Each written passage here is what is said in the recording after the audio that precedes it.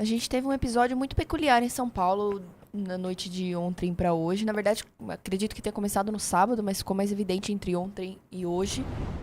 Que a Cracolândia simplesmente desapareceu de São Paulo sem deixar vestígios. A Cracolândia desapareceu. Pois O que é. significa dizer que uma concentração de gente num lugar não existe mais, né? Ou que, não que o lugar não existe mais, mas que aquelas pessoas simplesmente sumiram dali. Sumiu! Né?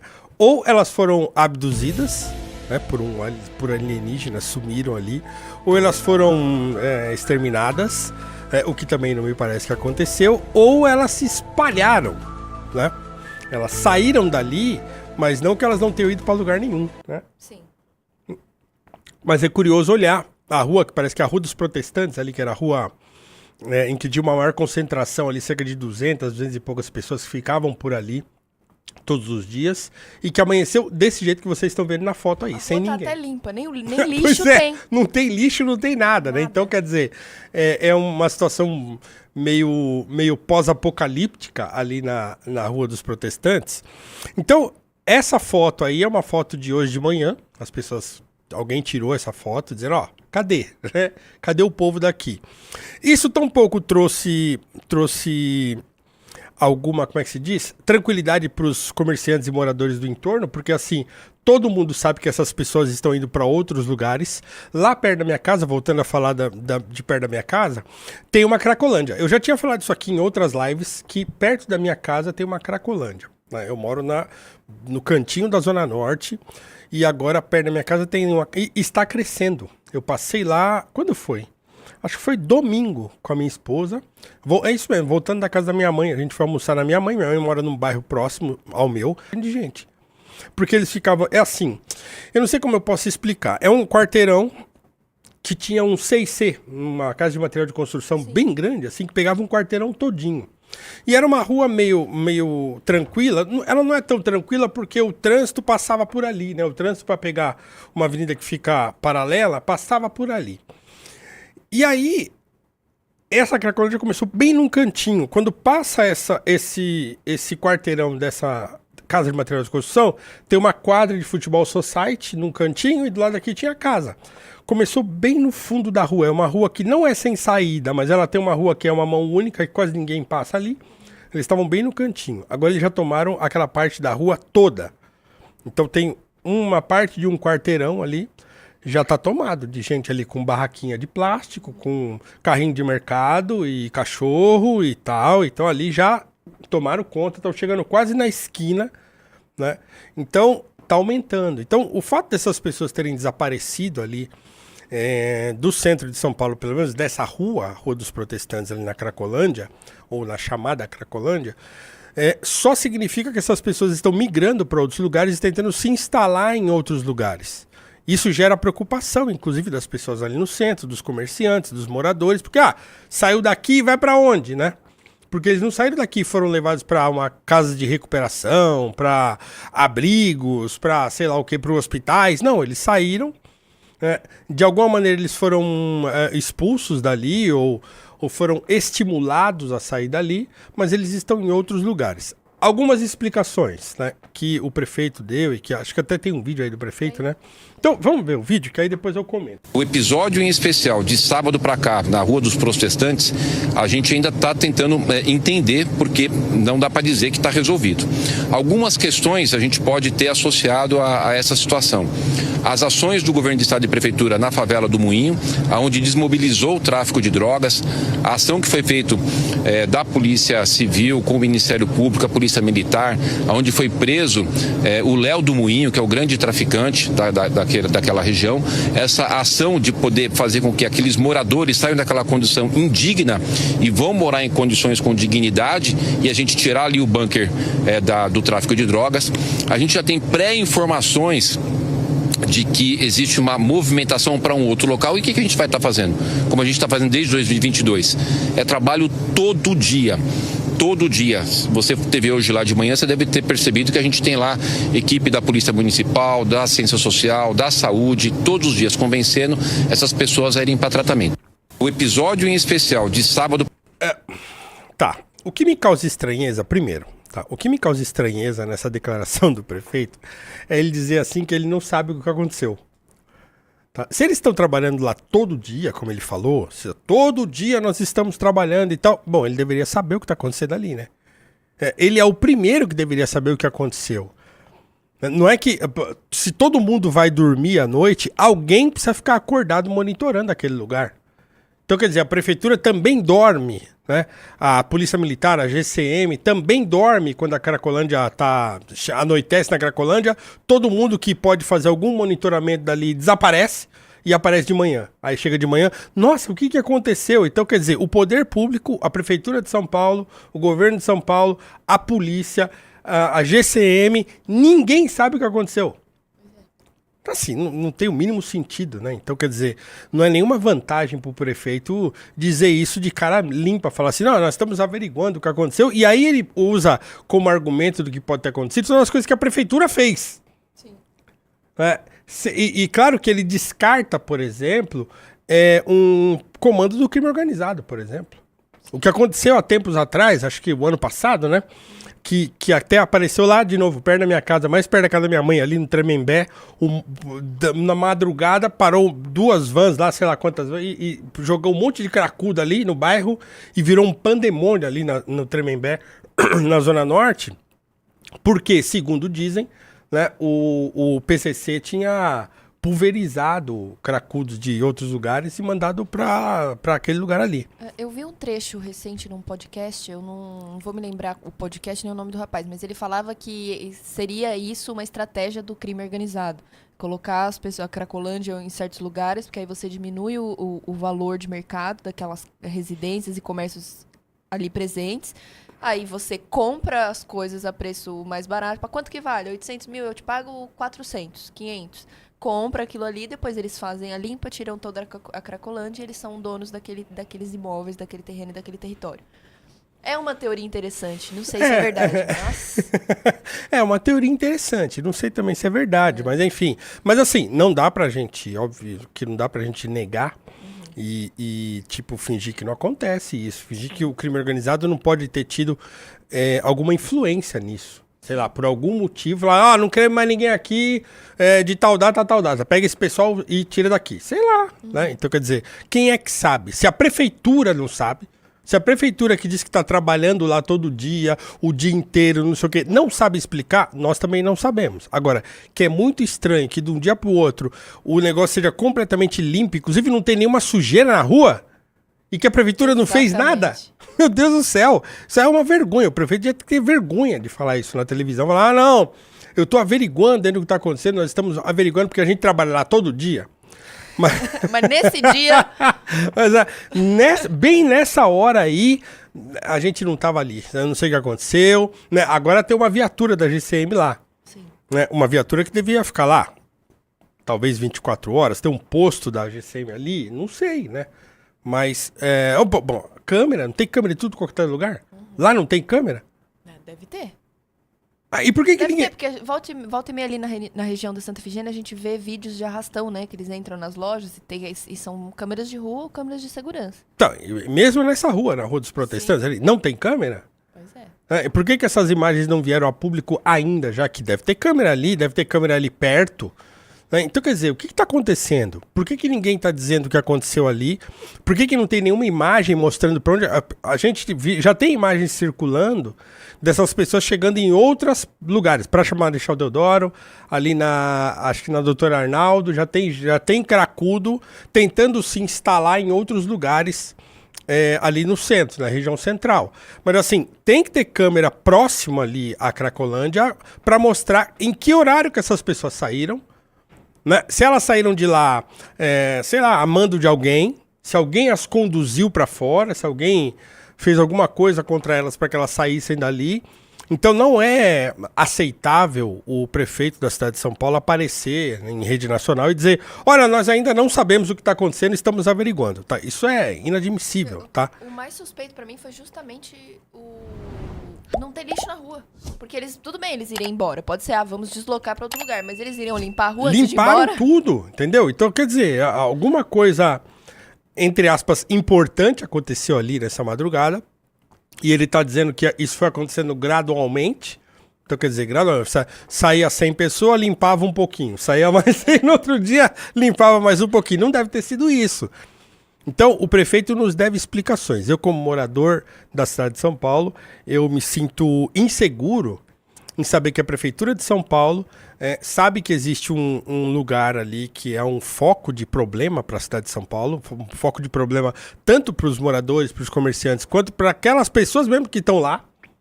Certo? Porque assim, se a Prefeitura as mantém naquela situação, ela mantém essas pessoas naquela situação porque ela acha que ela tem o controle delas ali melhor, elas concentradas num lugar só. Sim.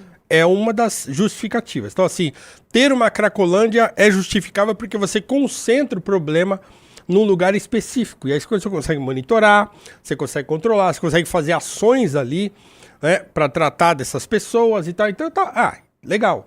Então, quer dizer, se você tem uma área que você julga que você tem o controle dela, né, o controle estatal daquele território, e você simplesmente, de um dia para o outro, vê as pessoas sumirem dali e você não sabe porque elas sumiram, isso me coloca numa posição de insegurança muito grande diante da prefeitura, né? Diante do governo, diante de todos os agentes públicos que tem alguma relação com essa região chamada Cracolândia aqui em São Paulo, que é um problema que se perpetua, né?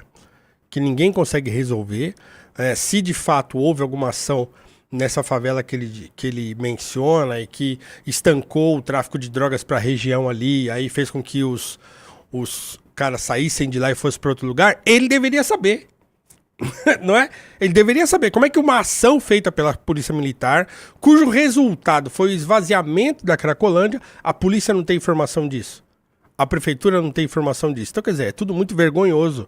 A gente tem que ver a prefeitura sem conseguir explicar um evento tão incomum, né, numa região tão problemática e que tanto problema causa para o entorno ali do centro de São Paulo, como a Cracolândia, né? Então, a prefeitura nos deve explicações. Usuários da Cracolândia se espalham em pequenos grupos pelo centro de São Paulo. Pois é, como, né, poderia deixar de ser, essas pessoas não desapareceram, elas não desintegraram, né? Elas saíram dali e foram para um outro lugar, certo? Então, ó, eles se espalharam. Sobe aí, vamos ver o que está dizendo. Com a saída dos usuários de drogas da Rua dos Protestantes, onde se localizava o fluxo da Cracolândia até o final de semana, pequenas concentrações de dependentes químicos se formaram em vários pontos da região central, o que é uma desgraça, tá? A principal delas é a Praça Marechal Deodoro, nas proximidades da estação do metrô. Mas também existem concentrações na Rua General Osório e nas proximidades do Terminal Princesa Isabel. Na Praça Marechal Deodoro, os usuários se misturaram às pessoas em situação de rua que tradicionalmente ocupam os arredores do Minhocão. Na manhã desta quarta-feira, dia 14, havia... Aliás, parênteses, tem muita gente ali no Minhocão, hein? Tem muita gente morando ali na região da Santa Cecília ali. Muita gente morando ali embaixo do Minhocão. Aquilo ali tá uma vergonha também. É muito triste para a cidade olhar aquela situação em que aquelas pessoas estão vivendo ali debaixo do Minhocão. Então, quer dizer, aí chegaram lá os cracudos agora. Às vezes aquelas pessoas nem têm ali nenhuma relação com dependentes químicos. E aí elas, já nessa situação de vulnerabilidade quase absoluta, agora elas têm que lidar também com usuários de crack que vão chegando ali, vão se instalando ali. Então, enfim, vira tudo um grande problema, né?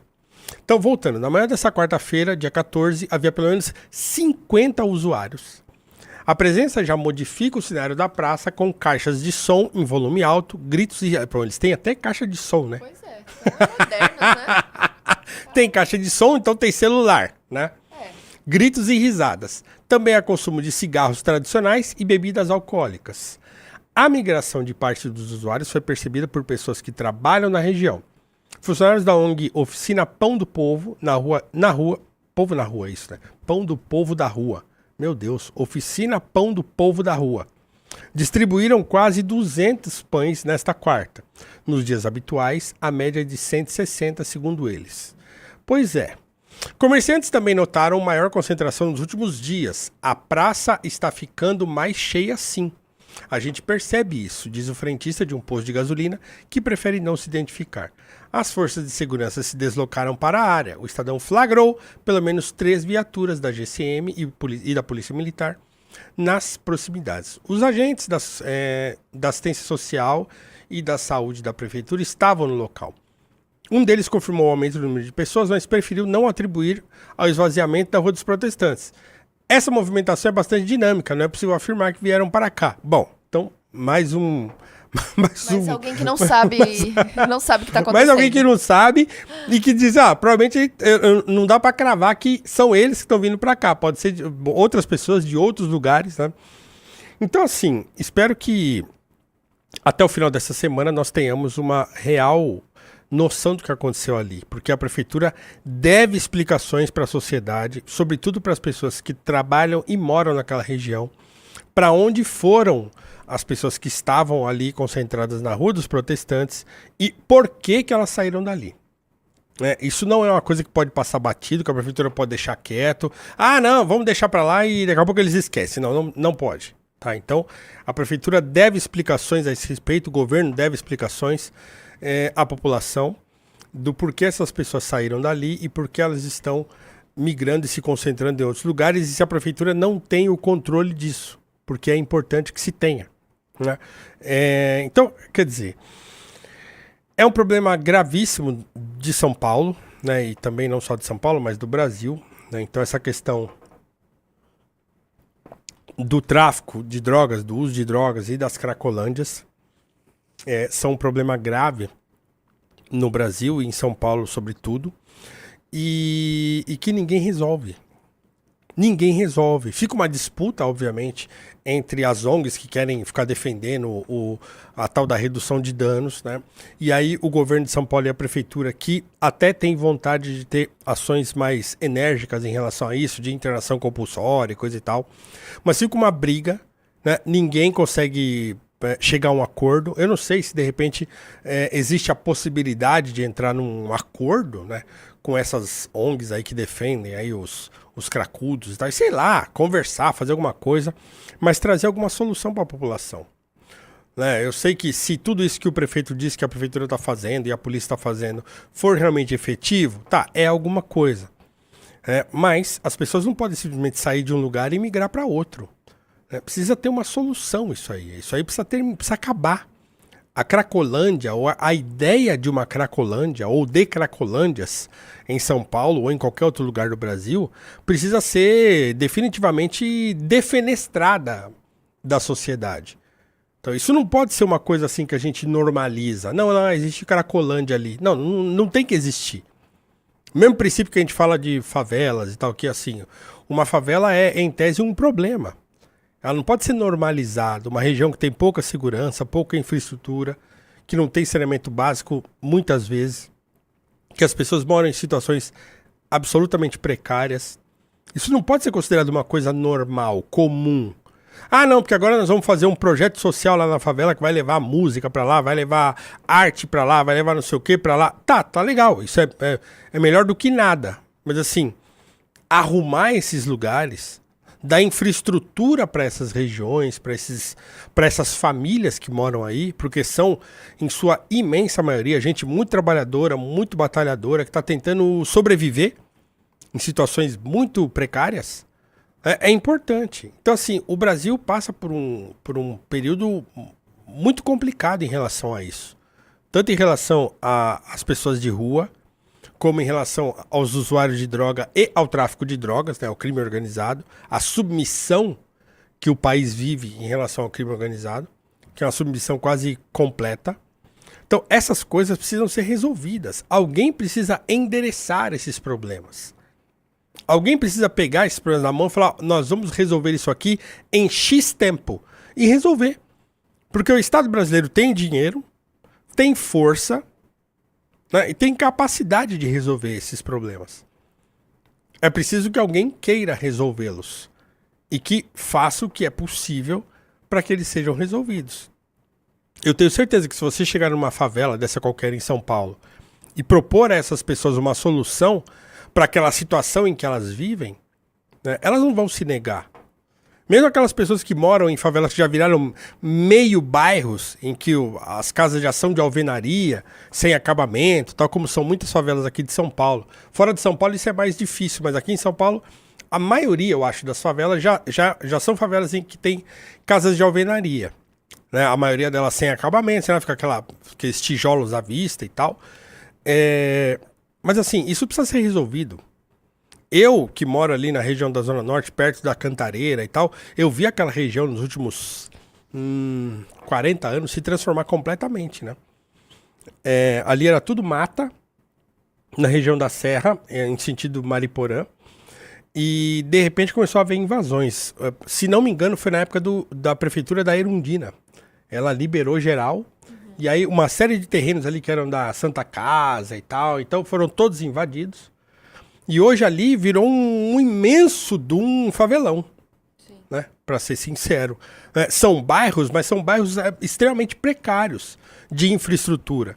Você passa nas ruas de alguns bairros, desses bairros que foram frutos de invasão ali, na região do extremo norte ali onde eu moro, o que você enxerga ali, é um monte de fio misturado ali nos postes, né? São ruas que não tem calçada, certo? São aquele monte de gato, um monte de coisa, as pessoas não pagam água, não pagam luz, não pagam nada. Então, isso é um problema, né? Então, tudo isso é consequência do descaso e da incapacidade do poder público se mobilizar para resolver essas coisas. Que vai desde a Cracolândia e os usuários em si de drogas, até a situação das pessoas que moram na rua ou dessas pessoas que moram em regiões que são subdesenvolvidas, digamos assim, na cidade e no estado de São Paulo e também no Brasil afora, né? Então é muito complicado isso. E no estado de São Paulo a gente... Tem um vídeo do Tarcísio também. Um vídeo do Tarcísio. Pessoal, ó, antes de ver esse vídeo do Tarcísio, gostaria de insistir para vocês entrarem no Valete Plus, tá? Ó, cordão, porta-copos e revista Valete. E a cada duas, um sorteio, a cada 2 Valete Plus, o sorteio de uma camiseta da Valete, tá? Então, entre no Valete Plus, façam valer o meu apelido de Paulo Clubes, tá? Ajudem aí a gente a melhorar a nossa marca. Então, entrem no Valete Plus, por favor. Vamos lá. Vídeo do governador de São Paulo, Tarcísio de Freitas. Observe que no estado de São Paulo a gente hoje tem o menor índice de homicídios da nossa história desde o início da série em 2001. A gente tem o menor índice de roubos e furtos desde o início da série histórica. A gente teve uma redução do roubo de veículos em quase 20%, do roubo de carga em 22%. Mas o cidadão, ele se aborrece todos os dias com aquele assalto que vem do motociclista, com o roubo de celular. Não é possível a polícia prender uma pessoa 16 vezes, 20 vezes, 25 vezes, 33 vezes pelo mesmo delito. Não é correto você... Não era sobre o assunto. Eu tinha procurado o Tarcísio falando sobre isso. O pessoal falou no Mas chat que tinha esse... um vídeo, mas não tinha. Mas não tinha? Vamos continuar vendo esse... Mas esse assunto é bom, né? Bota aí. Você não dá a segurança jurídica para um agente da segurança pública que faz uma prisão baseada na sua experiência ou na fundada suspeita, numa blitz de trânsito e consegue apreender 30 quilos de cocaína com aquele condutor e a justiça liberar porque aquela abordagem tinha que se cingir à abordagem de trânsito. Observe que no estado Isso também tem a ver... Isso também tem a ver com o assunto que eu estava falando agora há pouco, né? Nessa minha digressão aqui. Então, esse é um outro problema. Então, nisso, claro, eu concordo com o governador. Então, a gente tem no nosso sistema de justiça um imbróglio, né? Um imbróglio desse que você prende 16 vezes uma pessoa, que você prende 20 vezes uma pessoa, em que essa pessoa é presa, sai, volta a cometer crime, é presa, sai, volta a cometer crime. Isso acontece com muita frequência no Brasil. Isso é um problema, né? Eu sempre cito um caso... falando de educação, né? Eu sempre cito um caso que agora, nas escolas públicas, por exemplo, não é mais possível você expulsar um aluno, né? Então tem um projeto, inclusive, do Guto Zacarias para mudar isso. Mas tem um vídeo no meu canal no YouTube, né? Eu não sei se vocês têm assistido os vídeos lá no meu canal no YouTube, mas eu estou produzindo vídeos pelo menos 2 vezes por semana lá no meu canal. E tem um vídeo lá em que eu trato disso. Eu fiz uma série de vídeos sobre educação e num deles eu falo desse caso, que é um caso que... Como agora você não pode mais expulsar o aluno da escola, sob a justificativa de que a criança ou adolescente, eles são uma espécie de vítima dos adultos, então se ele comete um erro, o erro que ele está cometendo não é culpa dele. Então, por que você vai expulsar o aluno da escola se, né, você não ofereceu a ele todas as condições para que ele melhorasse a sua conduta e tal, e não sei o quê. Então... em último caso, o que as diretoras de escola, os diretores de escola têm que fazer? Eles trocam. Então eles têm que entrar em contato com uma outra escola e dizer, ó, você tem aí algum sujeito indisciplinado que você queira mandar para cá?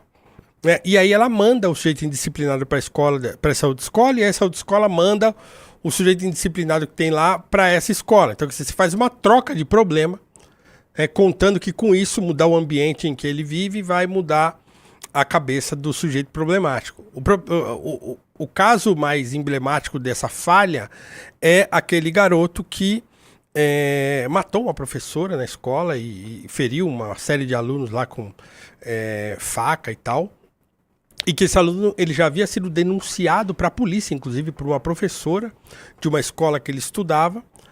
Ela fez um BO, e esse aluno, em vez dele ser expulso ou monitorado, alguma coisa nesse sentido, o que aconteceu? Transferiram ele dessa escola que ele estudava para uma outra, e nessa outra escola ele cometeu o crime. Então, quer dizer, você só pegou o problema de uma escola e jogou para outra, e nessa outra o crime aconteceu. Então, é meio que esse negócio, é meio que esse jogo de empurra.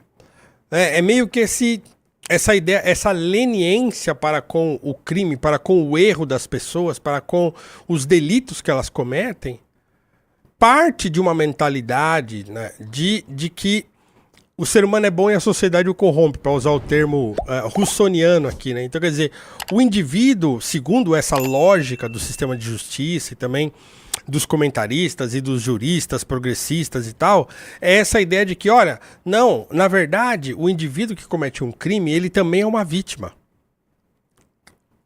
Ele também é uma vítima da circunstância em que ele vive, da vulnerabilidade, da desigualdade e tal. Então o que ele vai fazer? Ele vai cometer crime porque aquilo está mais fácil para ele. É a única maneira que ele encontra de sair daquela situação em que ele vive. Então essa é a mentalidade das pessoas que fazem com que as leis, do que o sistema de justiça se comporte dessa maneira.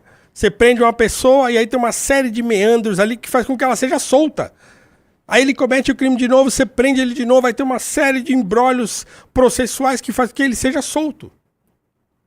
Por quê? Porque por detrás de tudo isso está aquela ideia de que, na verdade, ele não é lá muito culpado pelo que ele fez.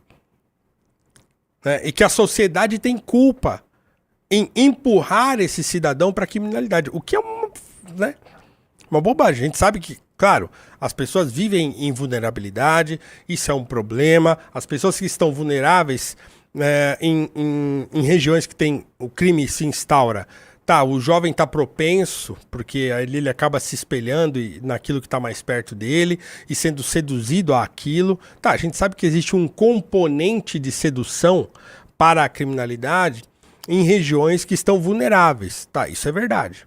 Né? Então, nesse sentido, o jovem ele é seduzido porque ele fica muito próximo a isso. Mas assim, no fim das contas, a escolha dele conta muito. Né? Isso conta muito. O último passo é da pessoa escolher. Não, eu quero fazer isso. Eu vou. Eu vou porque eu quero, porque eu acho vantajoso fazer isso. Então não é que ele vai sem saber, sem ter consciência do que ele está fazendo, porque ele é uma vítima. Não, ele sabe. Tem um componente grande de escolha quando uma pessoa entra para a criminalidade. Então o sistema de justiça não pode tratar essa pessoa como se ela não tivesse culpa. Ou como se você tenha que tirar da frente todas as possibilidades de que a culpa não seja dele. E aí você fica nesse negócio, prende, solta, prende, solta, prende, solta, prende, solta. E aí muita gente sendo prejudicada, sendo assaltada, às vezes morta. Porque o sistema de justiça não dá conta dessas pessoas. Porque a escola não dá mais conta do aluno que é extremamente indisciplinado e é um perigo para a comunidade escolar. Isso também tem que mudar, né? Pois bem, sigamos. O Otávio mandou o vídeo do Tarcísio aqui. Vamos dar uma olhada. É um vídeo recente? É de um dia atrás. Vamos lá.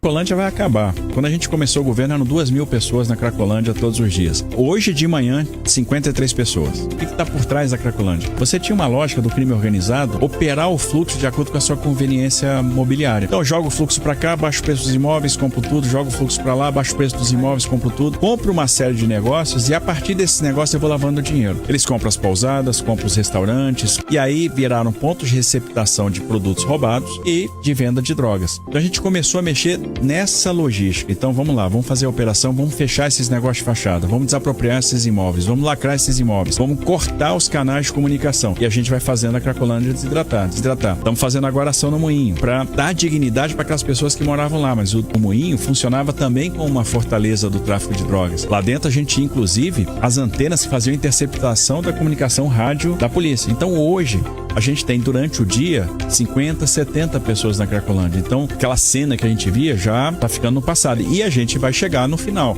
Cracolândia... Ah, tá, muito bom. Okay. Mas isso não explica o sumiço repentino daquelas pessoas, sabe? Exato. E assim, estranho o Tarcísio fazer uma operação na cidade de São Paulo onde o prefeito não tá sabendo o que tá acontecendo. Mas exatamente. É uma falta de comunicação. Sim. Assim, uma coisa... Tudo bem, toda essa descrição que ele fez, eu não sei se ele está respondendo a uma pergunta sobre o que aconteceu, eu acho que não, porque é um vídeo que já deve ter pelo menos mais de um dia, e esse sumiço foi acho que de ontem para hoje, né? Então não deve ser exatamente por isso, mas isso que ele disse que está fazendo, e que eu acho louvável, muito bom, legal, obrigado, não explica o que aconteceu de ontem para hoje. Tá? Então eles teriam que saber o que aconteceu. Eu também acho que tem que acabar, eu também acho que se fizer um trabalho bem feito pode ser que acabe, tal, mas tudo que ele está falando ali só significa que ele vai eliminar a Cracolândia enquanto um espaço físico, geográfico, mas que essas pessoas viciadas em droga, elas vão continuar por aí. Então, nada do que ele falou ali tem a ver exatamente com as pessoas, com o cuidado para com essas pessoas que são viciadas em drogas e que estão ali aprisionadas pelo vício. E a prisão que essas pessoas estão vivendo do vício é interna, é interior, não é exterior. Elas estão presas na Cracolândia como lugar geográfico. Em primeiro lugar, a Cracolândia está dentro delas. Elas estão imbuídas da Cracolândia no seu interior. Então essas pessoas vão para outros lugares, elas vão sair dali e vão para outros cantos. Então dizer assim, a Cracolândia vai acabar é uma coisa. Dizer, nós vamos acabar com, né, vamos diminuir a quantidade de pessoas viciadas em crack e que vivem naquela região, porque nós vamos fazer um trabalho XYZ. Tá, isso é legal. Mas não me parece isso que está acontecendo. Então eles vão acabar com a Cracolândia enquanto um espaço geográfico, vão estancar o tráfico de drogas que migra ali para o centro, e as redes de comunicação, os negócios de fachada e tal. Legal, beleza. Então vão acabar com tudo isso ali do ponto de vista geográfico, institucional, econômico e tal. Legal. Tá, mas e as pessoas? Certo? Aquelas 2.000 pessoas que ele falou que viviam por ali, onde elas estão? Eu sei onde estão algumas delas, lá perto da minha casa. Estão lá. Às vezes passam pela minha rua, lá de madrugada, empurrando um carrinho de mercado. Às vezes cometendo pequenos crimes ali na região para comprar droga. Então elas estão lá. Então dizer que a Cracolândia vai acabar não significa que essas pessoas vão receber o cuidado que elas precisam. Então você não pode, resolver o problema só varrendo as pessoas para fora de um lugar que você quer que seja valorizado, por exemplo. Nós precisamos revitalizar o centro e tal. Legal, beleza. Tá bom, mas tem gente ali. Tem gente ali. São pessoas ali. Ainda são pessoas. Degradadas pelo vício. Essa situação, ela é mais complexa do que o governador faz parecer. Precisa cuidar dessas pessoas. Alguém precisa ouvir. As famílias dessas pessoas precisam ouvir. Elas próprias precisam ouvir que elas vão ser cuidadas de alguma maneira. Porque simplesmente pegar isso e... não, vamos varrer essas pessoas daqui porque o centro precisa ser revitalizado. Não, mas peraí, tem gente lá. Não é todo mundo ali que é gente que merece sumir porque é imprestável. É gente que tá ali. Então tá bom, legal que, né, vai resolver a questão geográfica e de repente, né, criar uma barreira de contenção contra o domínio do crime organizado no centro. Maravilha. Tá, mas e as pessoas que estão ali? O que vai acontecer com elas? Né? E a mãe que tem um filho que tá lá? E que ela não sabe pra onde o filho foi? E aí, o que vai acontecer? Porque se tinha lá 50 pessoas ontem ou 200 pessoas ontem e hoje elas não estão mais lá, onde elas estão? Essas pessoas, muitas delas, se não a maioria, se não todas, têm família. Tem alguém em algum lugar que sabia que ela estava naquele lugar ali. Ó, não, meu filho é viciado em crack, ele fica lá na Cracolândia. E aí, de repente, hoje a mãe desse fulano acordou e viu, ligou a TV de manhã, assim, a Cracolândia sumiu. E agora ela deve estar até agora pensando assim, peraí, mas cadê o fulano? Cadê meu filho que estava ali? Então, veja, a situação não é tão simples de resolver. Né? E, claro, o governador deve ter consciência disso. Agora, essas pessoas, elas precisam de cuidados. Né? O embate, se vai ser internação compulsória, se vai ser redução de dano, se o que vai ser, tá, essa é uma discussão, mas não se pode fingir que essas pessoas que não são pessoas que estão ali. Que a Cracolândia não é um conjunto de pessoas instaladas num espaço geográfico. Porque é disso que se trata. A Cracolândia não é uma abstração. Cracolândia é gente. Cracolândia são pessoas viciadas em crack que estão ali, naquele lugar. Misturadas com traficantes, com gente de rua, com não sei o que, tá, mas é fundamentalmente isso. E isso merece um endereçamento.